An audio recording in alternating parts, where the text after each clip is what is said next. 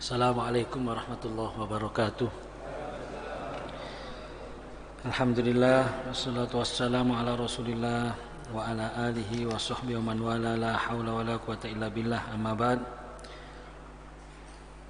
Para jamaah, Bapak Ibu saudara-saudara yang saya hormati, wabil khusus para alim, asatidz, segenap jajaran takmir, sesepuh bini sepuh yang saya muliakan. Alhamdulillah, syukur pada Allah SWT, salawat serta salam semoga tetap terlimpahkan pada junjungan kita Nabi besar Muhammad sallallahu alaihi wasallam.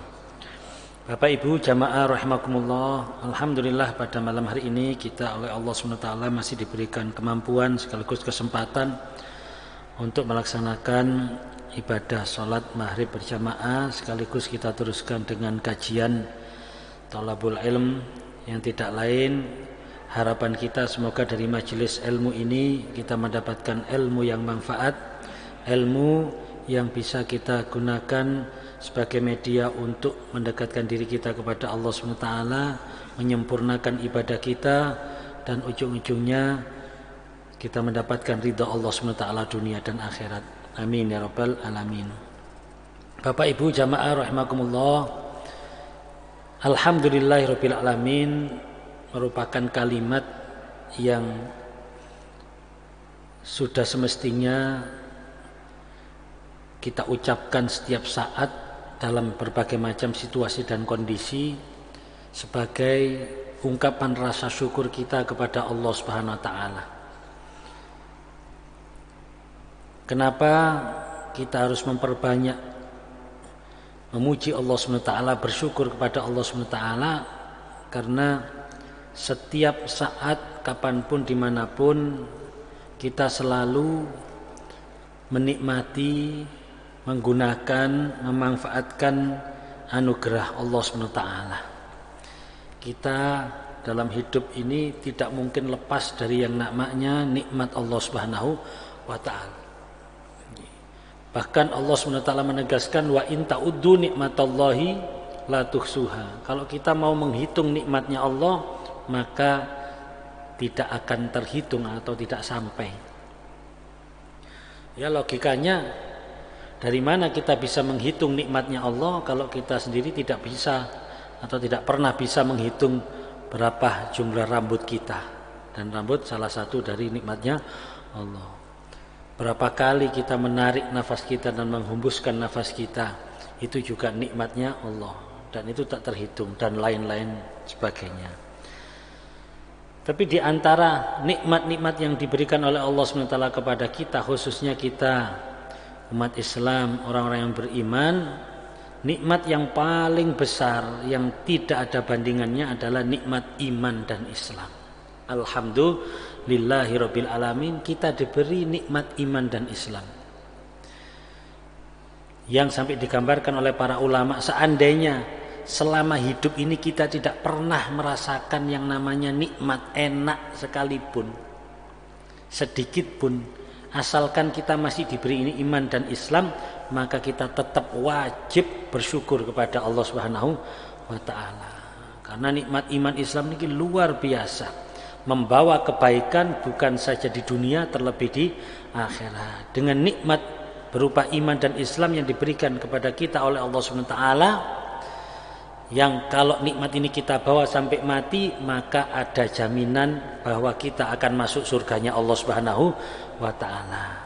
Ada jaminan dosa-dosa yang kita bawa mati sekalipun akan diampuni oleh Allah Subhanahu wa taala.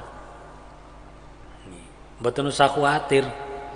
Kalau kita diberikan nikmat iman dan Islam ini sampai ajal menjemput kita masih tetap membawa iman Islam, mboten usah khawatir. Dosa sebanyak apapun akan dimaghfirah oleh Allah SWT. Kenapa? Karena ketika kita mati dengan membawa iman Islam, berarti kita mati dalam kondisi sebagai seorang mukmin dan muslim. Nah, ketika kita mati dalam kondisi mukmin dan muslim, maka kita akan bisa mendapatkan doa-doa dari saudara-saudara kita yang masih hidup. Jenengan setiap Jumat mawon sampun berdoa, Allahumma ighfir lil muslimina wal muslimat wal mu'minina wal mu'minat al ahya'i minhum wal amwat.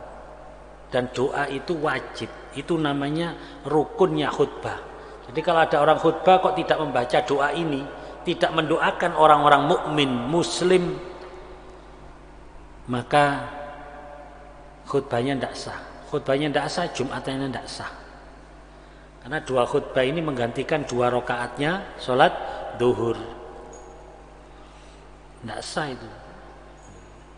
Bayangkan setiap Jumat seluruh dunia, masjid di seluruh dunia yang ada Jumatnya pasti mendoakan Allahumma ighfir, ya Allah ampunilah lil muslimina wal muslimat wal mu'minina wal mu'minat al ahya'i minhum, baik yang hidup wal amwat atau yang sudah mati.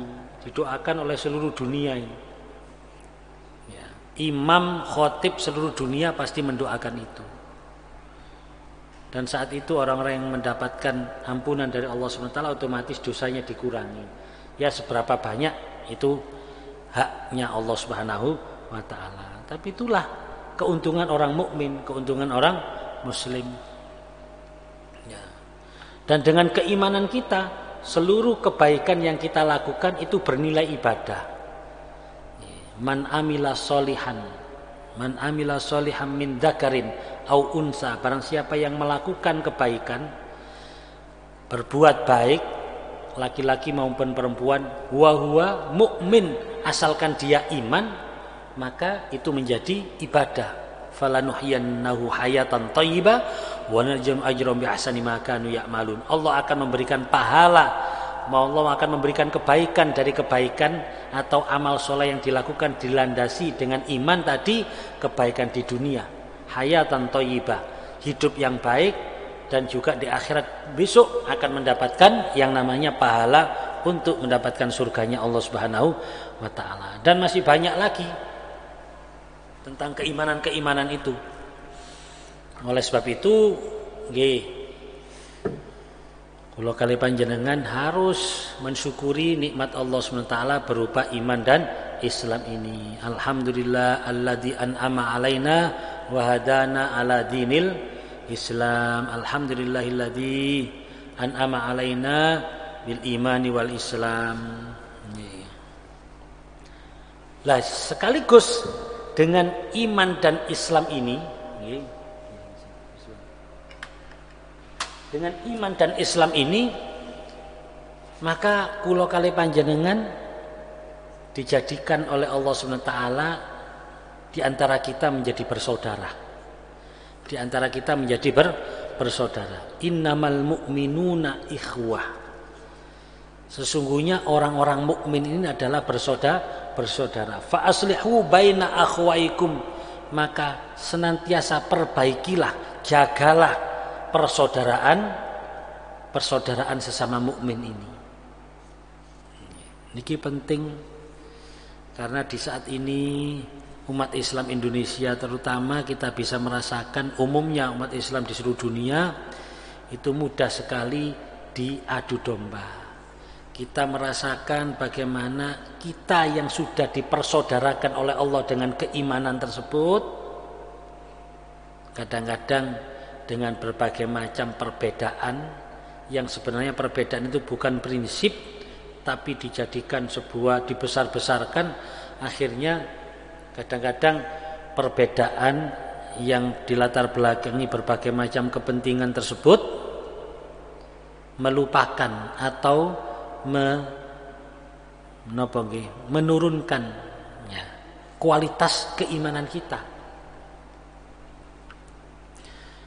Kita saat niki kan sering ya melihat di medsos misalnya, begitu mudah sekali antar satu dan orang lain sesama umat Islam padahal saling menghujat, saling melontarkan kata-kata yang merendahkan antara satu dan yang lainnya, hanya karena mungkin berbeda politiknya atau pilihan politiknya, berbeda ormasnya, bahkan yang lucu lagi berbeda hobinya. Dalam masalah hobi misalnya, masalah kesenangan belaka, contoh seperti kita sering dengar antar perkelahian antar supporter sepak bola. Misalnya Aremania ambek bonek, sampai kepuk-kepukan, kepruk-keprukan. Padahal ya bapak ya waktu niku nggih ndek masjid, ibuke ndek langgar sing kono ya. Masya Allah. Sejak kapan bal-balan itu lebih tinggi daripada keimanan? Lupa kalau kita dipersaudarakan dengan iman. Perkara bal-balan gegeran, perkara sesuatu yang ya saya kira tidak penting dalam hidup ini ya. Perkara hobi-hobi atau kesenangan-kesenangan belaka itu gegeran ya. Lebih dari itu ada yang perkara madhab gegeran. Sejak kapan madhab itu di atasnya iman? Perkara ormas gegeran. Sejak kapan ormas itu di atasnya iman? Ya. Perkara partai politik atau pilihan politiknya gegeran. Ini sungguh sangat memprihatinkan. Ayolah kita memandang iman dan Islam itu lebih besar daripada segalanya. Sehingga terjadi perbedaan sekalipun kita tetap menjaga hubungan baik antar sama mukmin sama muslim. Kita tetap berdoa, mendoakan kebaikan-kebaikan untuk saudara-saudara kita walaupun kita berbeda. Niki sangat memprihatinkan ya. Oleh sebab itu monggo kula kali jenengan belajar memahami pokok-pokok agama. Yang kalau kita paham sebenarnya pokok-pokok agama ini, ternyata perbedaan-perbedaan itu hanya pernak-pernik. Rasulullah kan sudah menyampaikan bahwa ikhtilafu ummati rahmah. Perbedaan umatku ini adalah rahmat. Rasulullah mengatakan perbedaan umatku adalah rahmat, tapi kenapa kita merasa perbedaan antar kita ini adalah musibah? Perbedaan antar kita ini adalah sesuatu yang tidak kita inginkan. Padahal Rasulullah mengatakan rahmat. Rasulullah yang punya umat aja mengatakan rahmat, lah kok umatnya mengatakan musibah. Buktinya ketika kita berbeda rasanya seperti tidak nyaman. Padahal rahmat itu mestinya mendatangkan kebaikan, mendatangkan kebahagiaan. Ini rasanya kita tidak nyaman. Saya mengatakan ini untuk siapa saja, tidak peduli. Entah itu golongan, bahasa gampangnya golongan saya sendiri, saya harus mengatakan ini. Ayo kita belajar. Ulang kita sik dereng tasian. Saya juga ingin belajar. Ya. Ngapunten perkara kunut ambek gak kunut ayo gegeran. Perkara khutbah gawe tongkat ambek gawe tumbake gegeran. Perkara koyo ngoten-ngoten itu kan sudah bukan sesuatu yang penting itu. Artinya itu jauh di bawah iman dan Islam. Makanya kita harus belajar, harus ngaji. Kalau tidak ngaji memang ya sulit kadang kita menerima perbedaan ini. Perkara madhab, seakan-akan kalau kita berbeda madhab sudah gak pate iso akor, gak pate iso mesra, gak pate iso guyon karena berbeda madhab. Ya tidak tahu mana yang mulai dulu itu yang tidak benar. Kenapa sih kok kita tidak bisa melihat podo imani, podo islami, wis bas sampean ngelok madhab opo monggo. Ya. Ini penting. Oleh sebab itu saya punya keinginan untuk membacakan satu kitab yang berisi pokok-pokok ajaran agama Islam. Yang ini seharusnya difahami oleh semua sehingga perbedaan kita ini tidak sampai menjadikan kita seperti tidak bersaudara, tidak menjadikan kita jauh, tidak menjadikan kita merasa asing, tapi kita tetap bersaudara karena iman dan Islam. Ya. Pokok-pokok agama atau arkanuddin,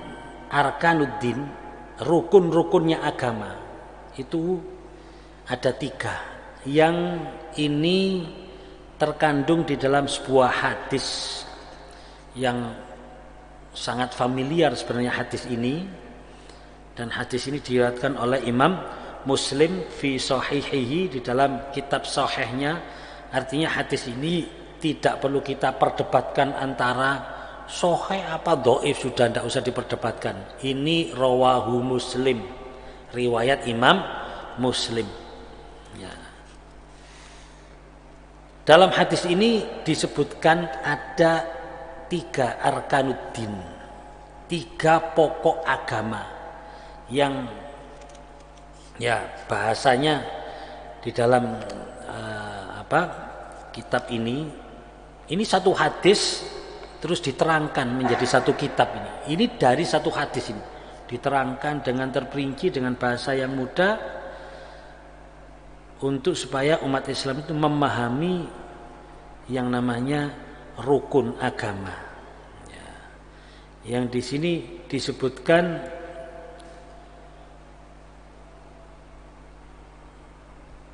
yaitu rukun Islam, iman, dan ihsan.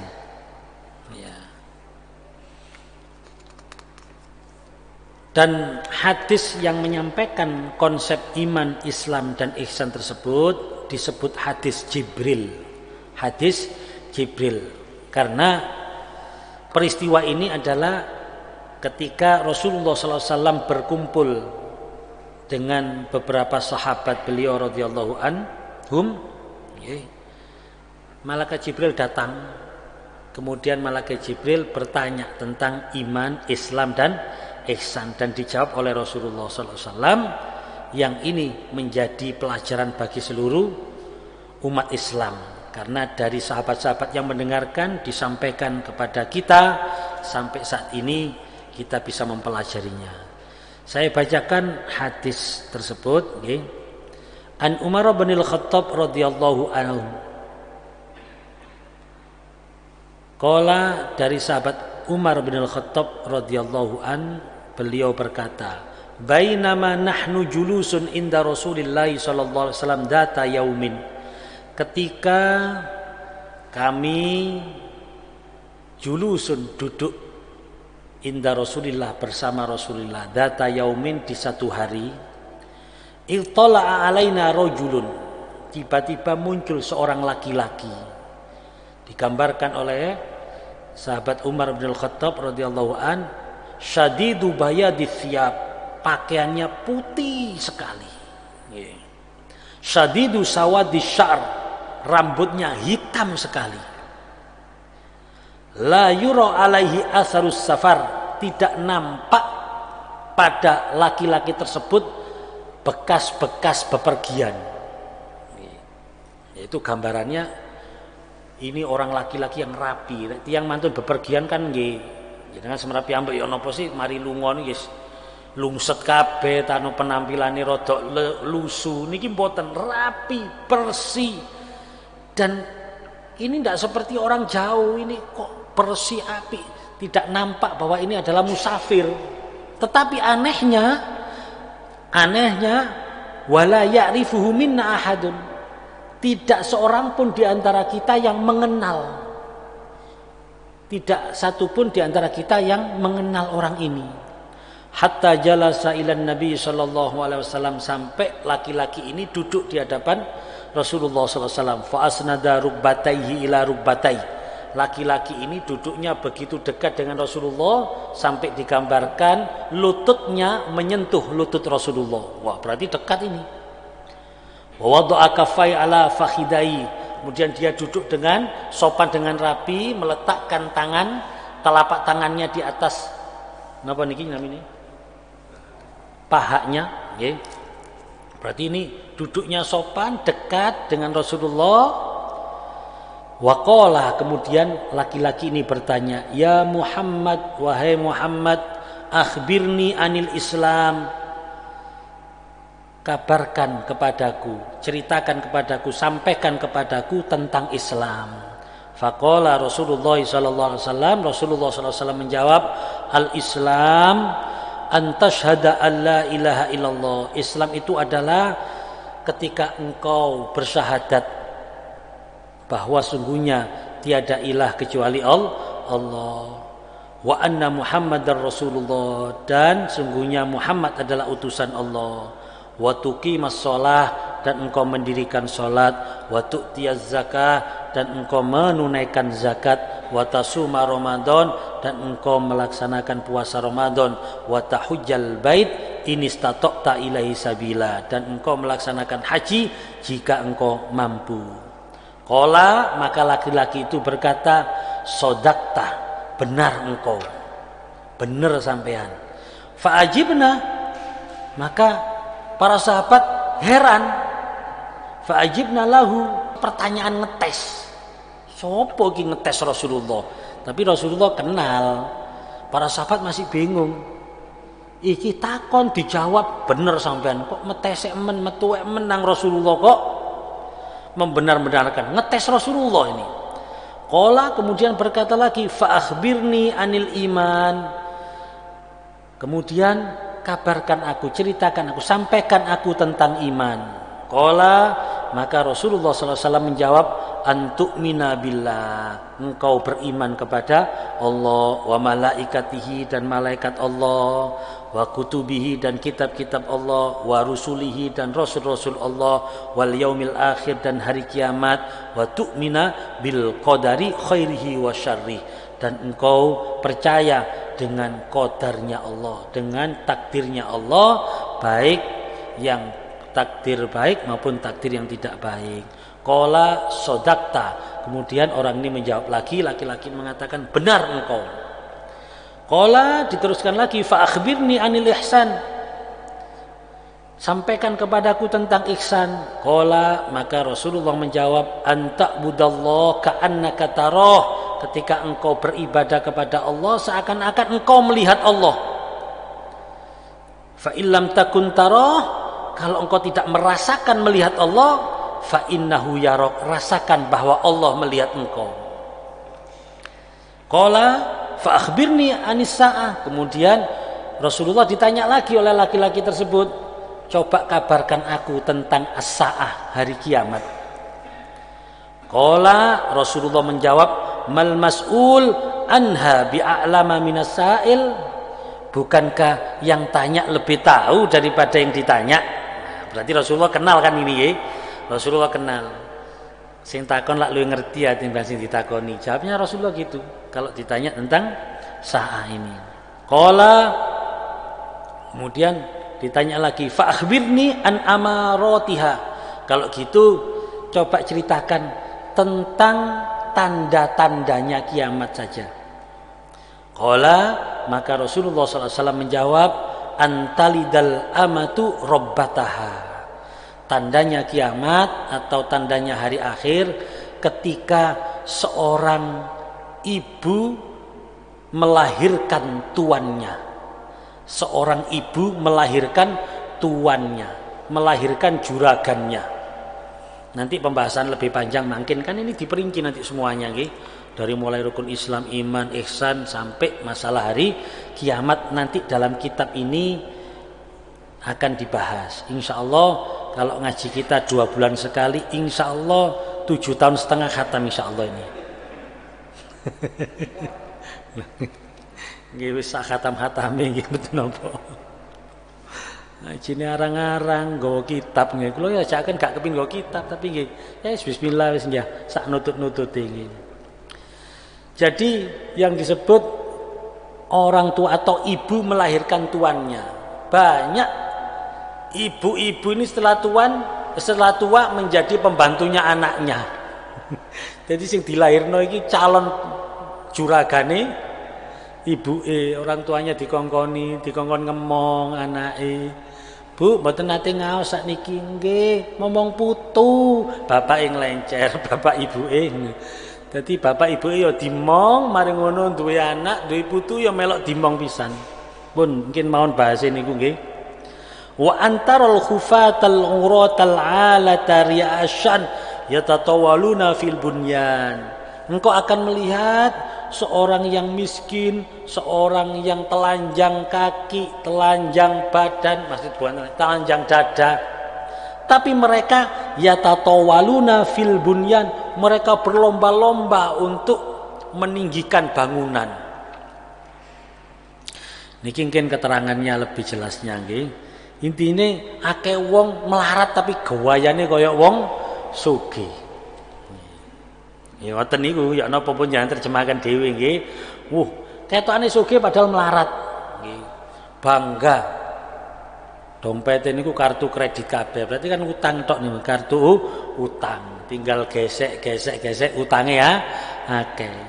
Dadi utange kali dunyane ditotal wis akeh utange. Hanya untuk yatatawaluna fil bunyan, mek pamer untuk menunjukkan napa nggih. Wis pun bahasane gampang niku.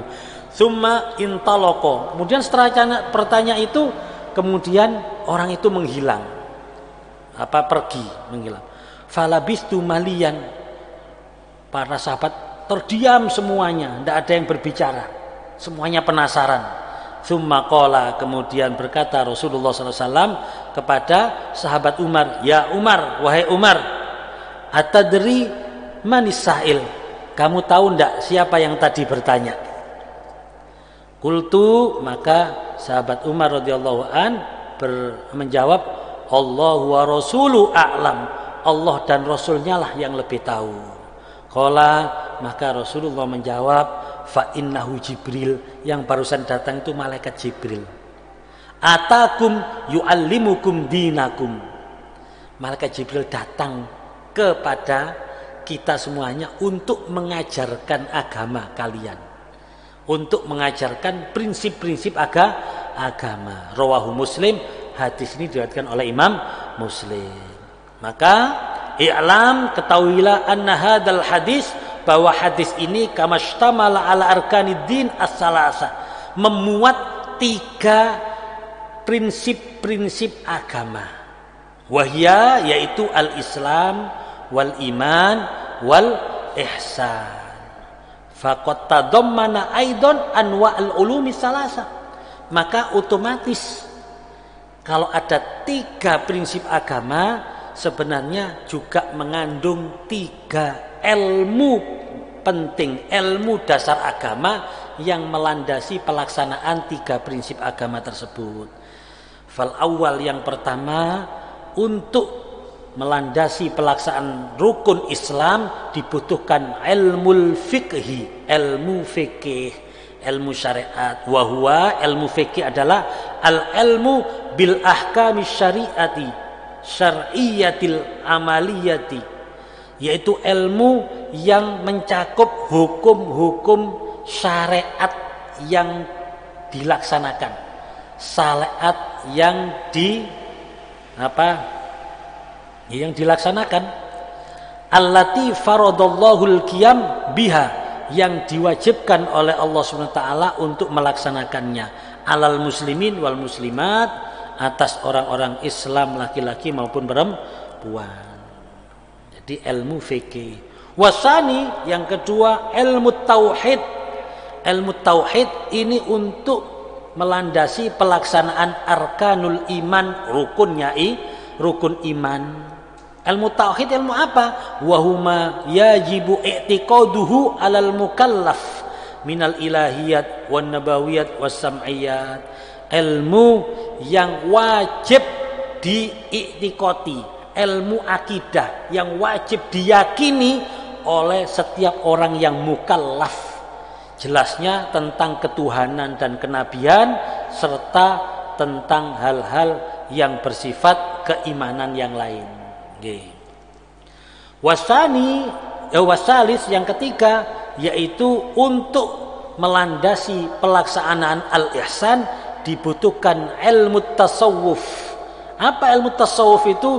Wa huwa ilmu akhlaqil qalbi, ilmu akhlaknya hati.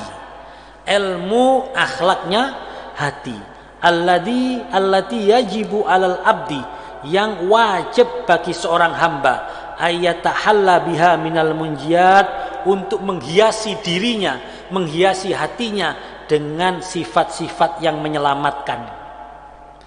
Wa yatakhalla anha minal muhlikat, dan untuk menjauhi, menghindari dari sifat-sifat yang bisa merusak ya tentunya merusak kehidupan dunia dan akhiratnya. Sehingga makin dalam kitab ini akan kita pelajari secara ringkas 3 ilmu yang mendukung 3 prinsip pokok ajaran agama Islam, Islam, iman dan ihsan. Fahadil ulum, dan maka ilmu-ilmu ini as-salasa yang 3 ini yajibu ala kulli mukallafin talabuha, wajib bagi orang mukallaf untuk mencarinya, wa tahsiluha, dan untuk mendapatkannya, itu wajib. Wala rukhsata lahu fi tarkiha, tidak ada keringanan, tidak ada dispensasi untuk meninggalkannya.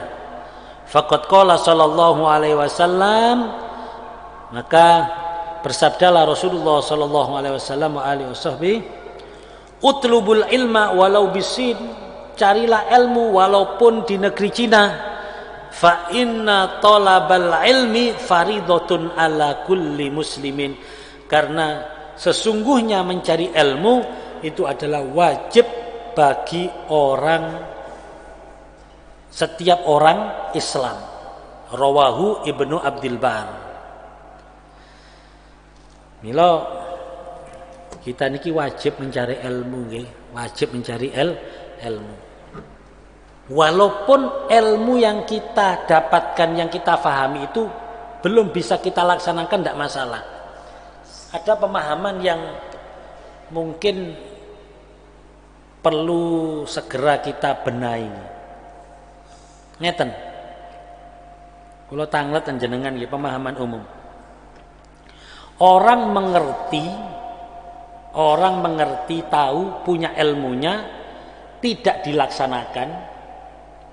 Kali orang bodoh, nggak ngerti, terus juga tidak melaksanakan.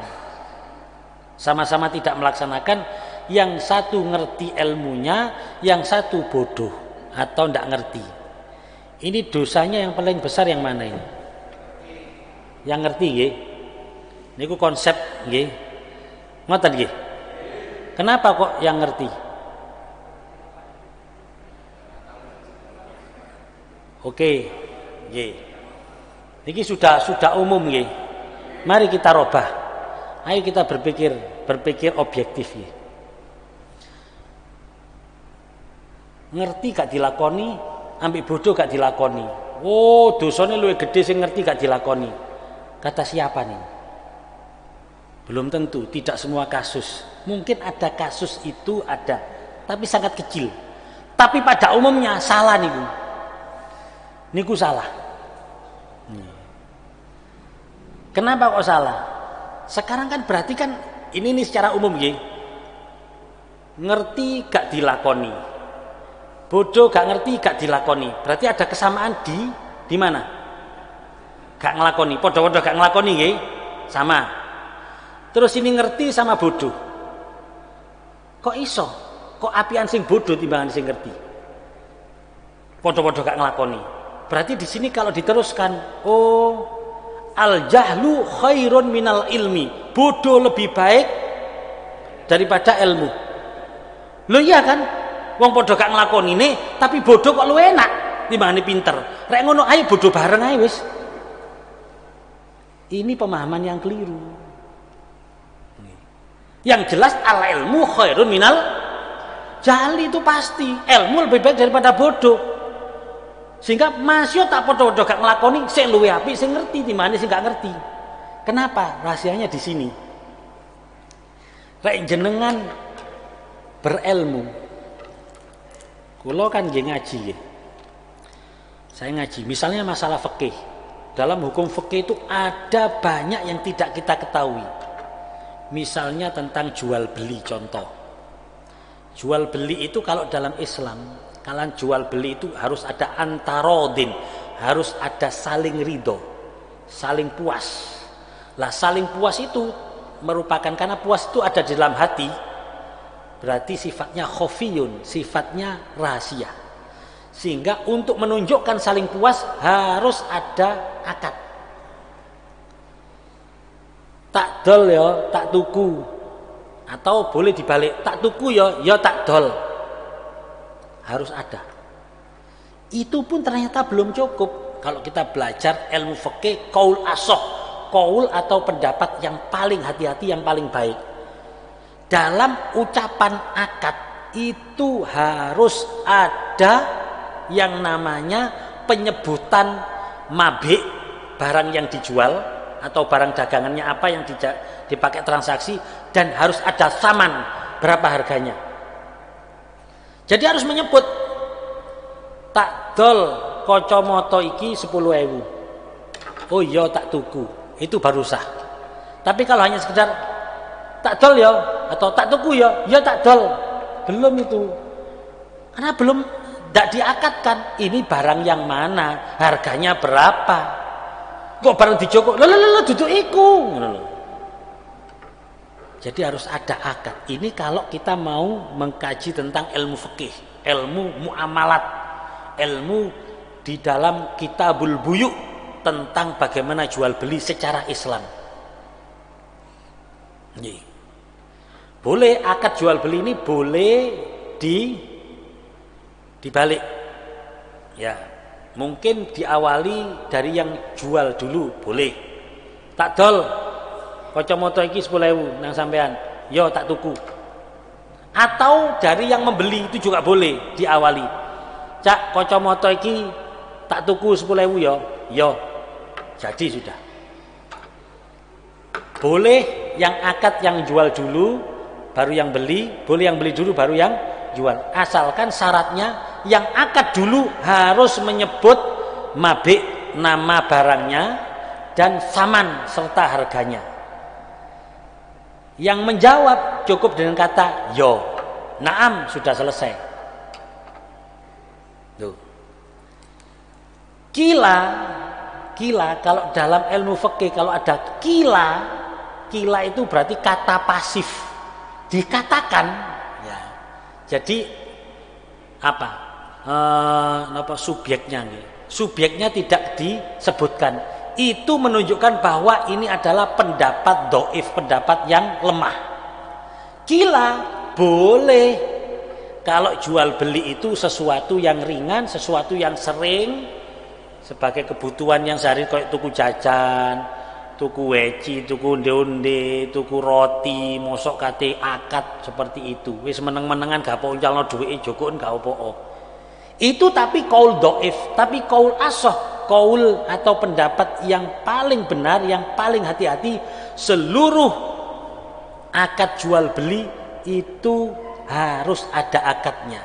Dan pelaksana akad ijab kabul itu tidak boleh anak kecil, karena anak kecil dianggap tidak memenuhi, ya, tidak punya ikhtiyar, ya, tidak punya khiyar atau ikhtiar, tidak bisa memilih, gampang diakali lah bahasanya arek cilik. Itu tidak sah dalam akad. Kalau kita pas belajar ilmu fikih, dengan kita tahu akhirnya muncul, ya Allah berarti keliru kabeh awak niki. Ya Allah, awak niki ternyata tidak melaksanakan syariat dengan, muncullah dengan ngaji, dengan ngerti, muncullah rasa menyesal, muncullah rasa berdosa, muncullah rasa kurang di hadapan Allah. Mana Pak dari gak merasa bersalah? Karena apa? Saya banyak kurangnya, ternyata saya belum melaksanakan ajaranmu dengan sungguh-sungguh. Akhirnya penyesalan yang ada. Beda dengan orang yang tidak ngerti, turune gak enak, kati nangis gak iso. Saya sepertinya ya tidak ada masalah saya hidup ini. Kamu tidak ada masalah. Enjoy saja. Sepertinya fine-fine saja hidup ini. Fine apa nih? Kamu melanggar tapi tanpa kamu sadari. Kenapa? Kamu nggak ngerti. Pak, yang dihukum fikih orang bodoh dimakfu itu bukan itu. Kalau kita menyelidiki dihukum fikih itu, orang yang bodoh dimakfu itu adalah orang yang masuk Islam, digambarkan orang ini masuk Islam dan tidak ada orang yang bisa mengajarinya. Di daerahnya tidak ada orang yang ngerti. Akses untuk mendapatkan ilmu sulit. Maka kebodohannya itu dimakfu dalam Islam. Kelirunya ibadah tidak dihitung oleh Islam, dimakfu namanya, didispensasi. Tapi kalau sekarang kita ini tidak ada alasan untuk tidak mengerti. Ya Allah, saya tidak mengerti. Lah apa kok tidak ngerti, wong kon duwe internet kok. Bukaan niku. Lho saya sering kok kadang melihat internet tentang apa? Cek hukum Islam, cek keluar. Nanti ada pilihan siapa yang mengeluarkan, ada NU, Muhammadiyah, ada organisasi ini, ada ulama-ulama ini pendapatnya. Bisa saya pelajari kok. Akses untuk mencari ilmu itu banyak, ustadz kiai banyak, majelis taklim banyak. Kalau kita mau mendatangi, dengarkan radio, kita juga bisa mendapatkan ilmu. Kalau kita besok tidak mengerti apa-apa, apa alasan kita kepada Allah? Ya Allah, saya awam, mulai banyak kon Islam sampai tua awam tok. Kamu bisa kok sebenarnya ngaji, tapi kamu tidak mau, kamu tidak ngerti. Makanya pemahaman luwe apik bodoh timbangan di pinter, podo-podo gak ngelakoni, itu harus dihapus. Luwe apik pinter, luwe apik ngerti, walaupun gak dilakoni urusan buri kok.